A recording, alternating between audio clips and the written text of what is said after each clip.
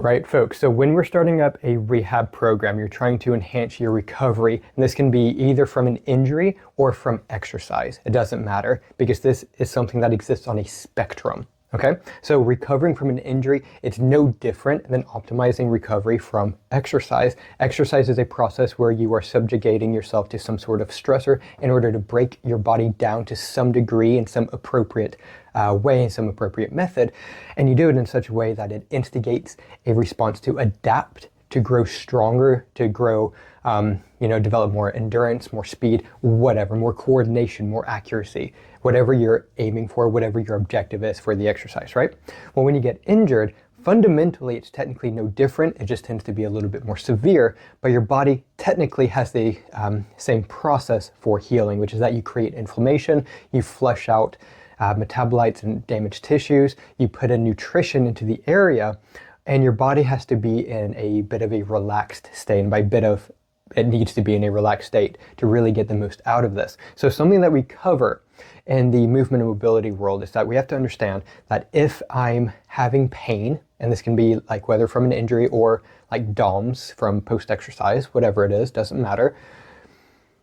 We have to understand, is the pain, is the injury, whatever, coming from exercise? Is it coming from an illness? Is it coming from a catastrophic incident? Or is it coming from the fact that I've been moving really poorly, I've been exercising really hard, or I have really poor mobility, so I'm like really stiff and weak through ranges of motion, and maybe I'm trying to express strength and power through range of motion that I don't have. So for example, if you can't lift your arm all the way up above your head, but then you go into a CrossFit gym and the coach, very stupidly, not downplaying CrossFit at all, downplaying some coaches out there who are absolutely horrible in CrossFit. I myself am a CrossFit coach, but you can't raise your arm up and it's painful to even try to do that. And then they try to make you do kipping pull-ups.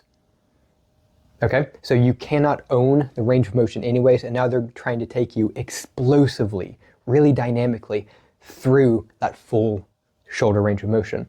Okay, we can understand that that will cause problems eventually, probably really quickly, typically really quickly. If you have a good coach, they won't do that to you. They will unlock your mobility, get you strong through that range of motion, get you to even have the range of motion in the first place, and then work on the dynamics, the motor control needed to do something like a kipping pull-up. Anyways, so we understand pathology, catastrophe, mechanics / posture, and mobility. These are the categories of dysfunction. So if you have pain, this is how you need to be thinking about categorizing it. Do you have pain because you are sick? Because if you get the flu, sometimes, often, that will come with lower back and knee pain. And it sucks, it's horrible. But if you do that, or if you're going through that, you can understand you're sick. You have symptoms of sickness, of illness. So you have night sweats, you have nausea, you have dizziness, you have sudden changes in your bowel and bladder function, sudden changes in your weight, either plus or minus, usually minus. You're really thirsty all the time.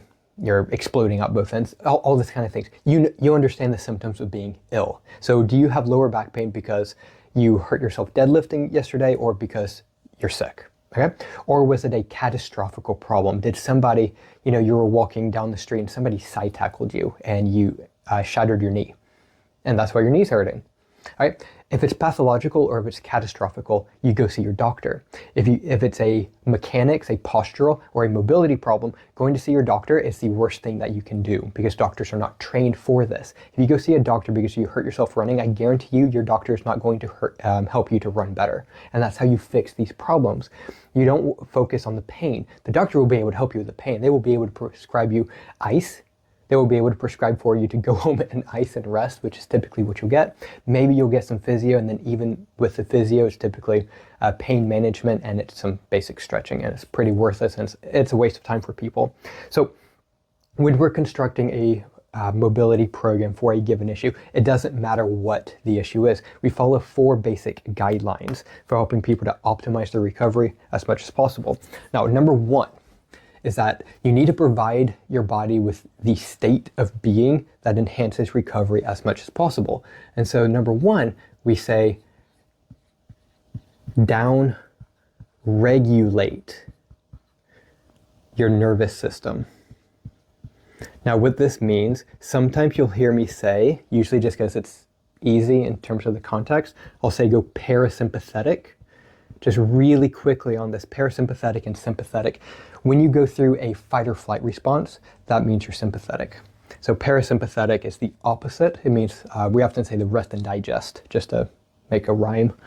Parasympathetic. Where am I? Parasympathetic. There we go. So sympathetic equals, yeah, it has nothing to do with like sympathizing with somebody. I'm actually not certain of the etymology. I don't think we people are certain of the etymology. But sympathetic equals stress. So you actively have adrenaline going. This is like when you are exercising and you have adrenaline going, or if you're in a fight, and the physiological responses that comes with that, you're in a sympathetic mode. And I might refer to it as that, or I might just simply say you're stressed. And then parasympathetic means you're relaxed. Now it's really important, fix into the edge there. It's really important to understand that this is something that exists on a spectrum. All right, so you have zoom. So you have, and we're going to make this 0, stress, and relaxed. So if we went all the way over here, this is like you're passed out, you're unconscious, your body is like supremely relaxed. Over here, you are about to die from an excessive amount of adrenaline in your body, and your body might actually pass out from the excessive stress in your body, and then you rebound and you go so parasympathetic that you pass out. That's what happens when you faint. Literally, you get so stressed so instantaneously in a way that you are not accustomed to. Your body will have this sort of rebound effect where it gets so stressed immediately and it tries to down-regulate itself, and it can do it really abruptly, and your blood pressure changes so much that you pass out. That can happen fun times. And this happens on a spectrum, right? So that's what this means. So you can be a little bit more stressed, like the stress of exercise might be here. The stress of an exercise competition might be here. The stress of fighting for your life and to protect your young child, and you are literally about to die, is going to be like way up here, right? The stress is the same. Biochemically, it's the same. The severity of it is different. The magnitude is different, okay? So this is something that we have to learn how to manage, and to manage appropriately. So down-regulate your nervous system, that's number one. And that's what this talk right now, right here, is going to be primarily be about. And then number two, so we down-regulate your nervous system, we get your body to relax as much as possible. The more stressed you are, the less your body is capable of healing, because your body doesn't worry about healing when it's actively fighting off a tiger. All right, you have to be closer into this parasympathetic domain in order to put your body into a state where it can heal and change and adapt. That's important. Number two is that we work on lymphatics. This means the ability for your body to actually distribute nutrition, because lymphatics is specifically your blood plasma, that it's gone out into your blood. So your blood has been pumped out into your body. And we always talk about arteries and veins, right? But that's only 2/3 of your circulatory system. You have your lymph vessels as well. And so your veins carry back your red blood cells in very tiny, relatively minute particles. Your lymphatics takes back your blood plasma and some of the bigger molecules like excess proteins and fats and bacteria and viruses and heavy metals and things like that. So things that need to get filtered out, because this is also where your immune system lives, primarily. So your immune system is primarily in your lymphatics and primarily in your digestive system. And so you have like your lymph nodes, like your tonsils in the back of your throat. Lymph nodes, people often get inflamed ones in their armpits, especially women after having some kind of surgery. It's very common with women. Happen to anybody though. So lymphatics refers to your ability to process out gunk. If you're not processing out gunk very well, because things like your lymph nodes can become so inflamed that it becomes very difficult. Things can actually get trapped in them. And so what we can do is actually quite literally jiggle the lymph nodes and help the gunk to get out. Kind of like when you have a stream, like out in the woods, you have a stream, and if you have like foliage or litter that gets in the stream, sometimes it'll get caught like on the sides. And no matter, the water is still flowing through, the blood plasma is still flowing through, but you have this gunk off to the side, and you actually have to disrupt the area, and that'll get it dislodged into the more of the middle, and now it can flow and hopefully get pulled out and taken care of. That's basically the fundamental idea that we're working with the lymphatics. Number three is having an anti-inflammatory diet, and I will often refer to this as being a species appropriate diet. Because let's be honest, we know that eating candy and consuming alcohol, it is not good for you. And we don't consume those things because they are good for you. You consume them out of indulgence. Sorry if that is offensive to anyone. You do not eat gummy worms because it improves your health. It does not improve your performance. You indulge in it because it's so dopaminergic, meaning it spikes up dopamine like crazy. And number 4, so anti-inflammatory diet. Basically what this means is like if you're eating a diet that's actually appropriate for your species, and this goes for any species in existence, it does not actively promote things like obesity. It does not actively promote things like high blood pressure. It does not actively promote type 2 diabetes. So if your diet is capable of giving you a metabolic disease, it is not appropriate for you. Humans should not be eating food that, you have to exercise or you will become sick. No, you should be eating a diet that even if you don't exercise, you naturally maintain a normal and muscular body, a lean body. You do not store body fat, excess body fat. You store an appropriate amount and you feel amazing and you feel awesome. You're energetic. You shouldn't have to exercise in order to not be obese. That's not a thing. Anyways, moving on. We'll cover that later. And then variable resistance training. This is a form of strength training. Strength training that is absurdly effective for people who are injured. So if you have joint dysfunction, we use variable resistance training, which is a very fancy way of saying that we use very heavy duty bands and very specific setups in order to drive muscle growth on muscles that are injured. So for example, if you have injured your lower back deadlifting, we're going to get you deadlifting with variable resistance in such a way that you can load your lower back and your butt and hamstrings and actually grow and develop. And basically it drives way more growth. You'll be able to lift way more weight, way more force than you can do when you are lifting free weights, lifting barbells or dumbbells. So you can drive a lot more force onto your body, which means that you drive a lot more adaptation and growth, and things like testosterone and human growth hormone skyrocket when you train in this way. And so you can have significantly faster and better recovery from exercise, which is cool. And that's something you don't typically get from rehab programs, from working like with physios or osteopaths. So that you can't really get that much tension on your body working with weight. So if you do hurt your lower back deadlifting, you can't really do a whole lot with barbell deadlifting. You just can't. It's going to be way too painful. You're going to be way too tight.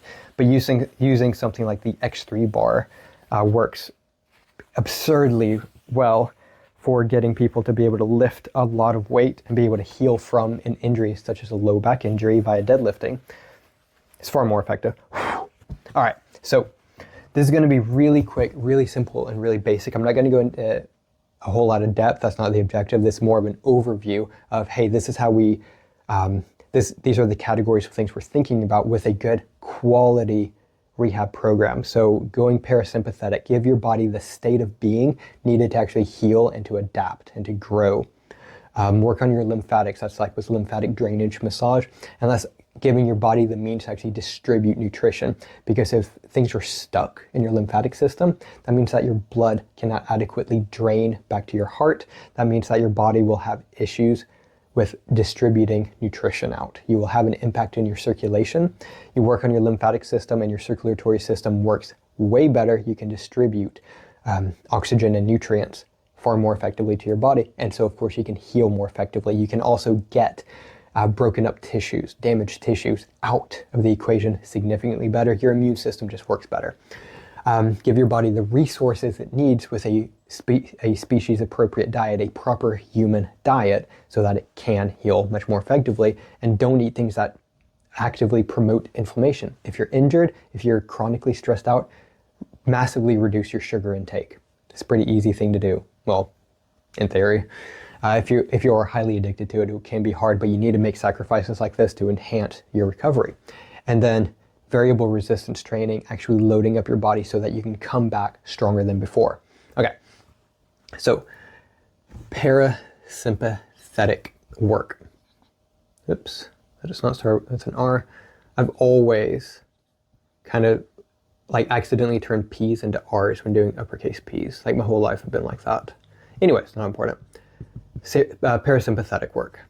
In other words, how do you relax? For right now, I will have separate content later on going through this stuff in a little bit more detail. This is just an overview, and this is the 15 minutes in. This is the point of this video. How do I encourage my body to be more relaxed and to be more parasympathetic so that I can actively promote healing, changes, and adaptation? So when I've been stuck in a fight or flight response, when I've been stuck being stressed, when I've been stuck in an inflammatory response, I still have swelling from that injury I got 6 months ago, and the injury technically healed in like 4 weeks, but things are still swollen, things are still weak, things are still really stiff and tight, right? So how do I start off my mobility work? I start off by going parasympathetic. I start off by relaxing myself as much as possible. The number one most powerful thing people need to be doing is having a breath work routine.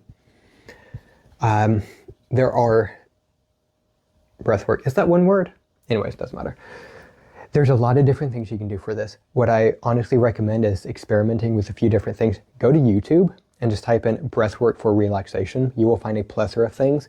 Don't worry about like filtering through things. Just click one, try it out. The next time you go through your mobility work, which will be the next day or later that same day, click on the next video and just play around with things. That's the best thing to do. Experiment, and you're finding out what works best for you. What I typically recommend for people is dark room. Doesn't have to be pitch black, but dark, low light. Lay down on your back.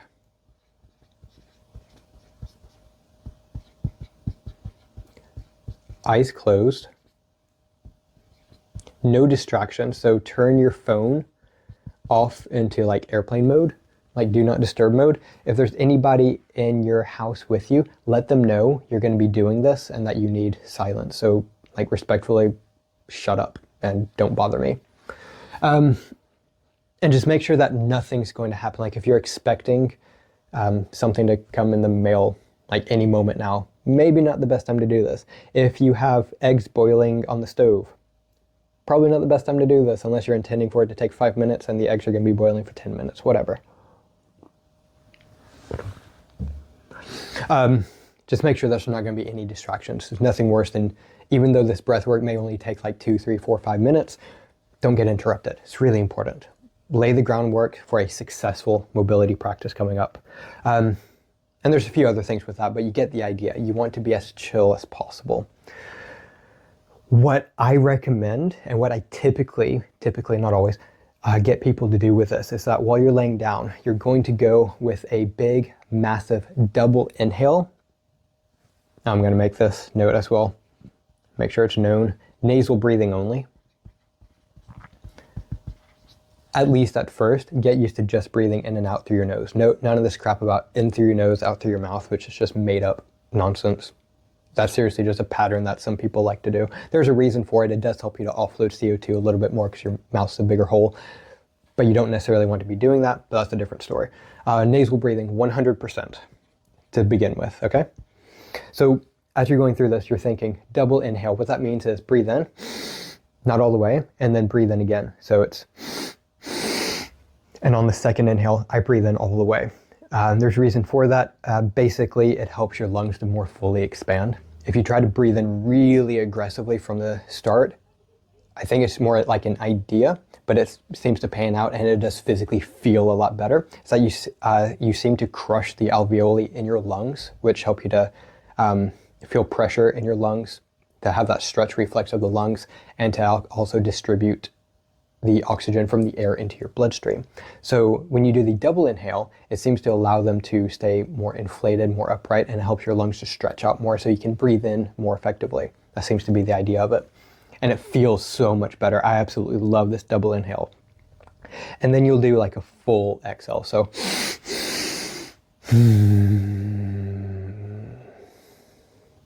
it's like a really big, all right, let's just go through this. Double inhale, fully and aggressively. I breathe in quite hard. So, and I'm trying to really inflate my lungs, really get deep in there. So double inhale fully, and then hum and just let it go.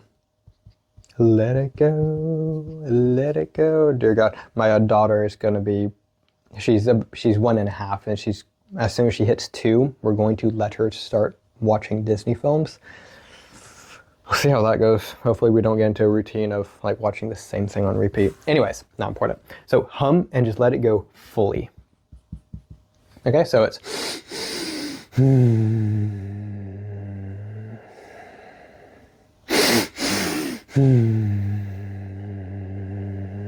okay, so you're just trying to double inhale fully, aggressively, have some force behind that. And of course you're doing this, in your dark room, laying on your back, your eyes are closed. You're trying to promote relaxation as much as possible. And this pattern of breathing is going to help your body to really oxygenate and relax as much as possible.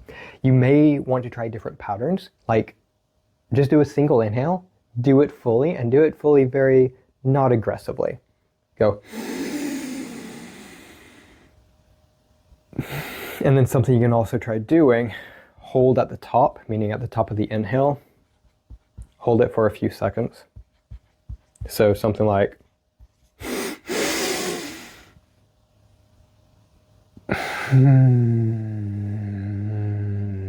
something like that. Again, you'll find a lot of different patterns of this kind of thing. Play around, see what makes you feel really good. All right. So screenshot.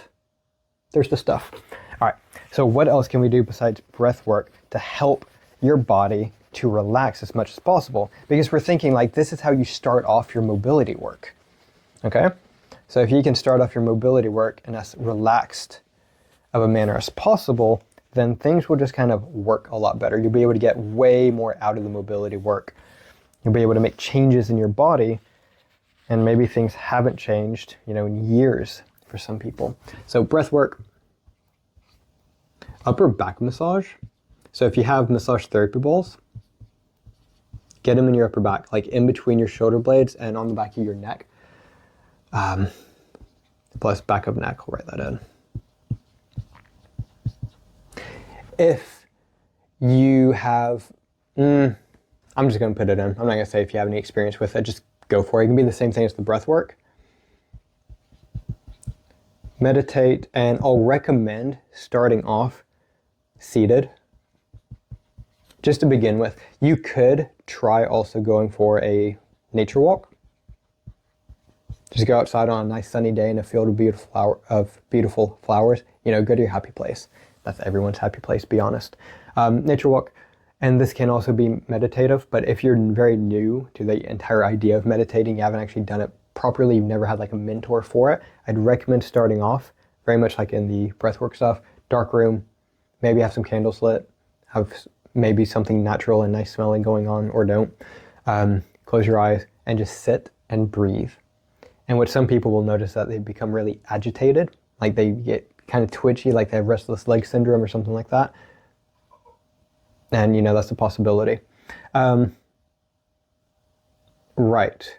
This is the basic stuff that I recommend for going through, but some other things, especially if you have experienced feeling stressors like this, is an ice bath or a sauna. Those actually help a lot as well, and we'll go through some details on those.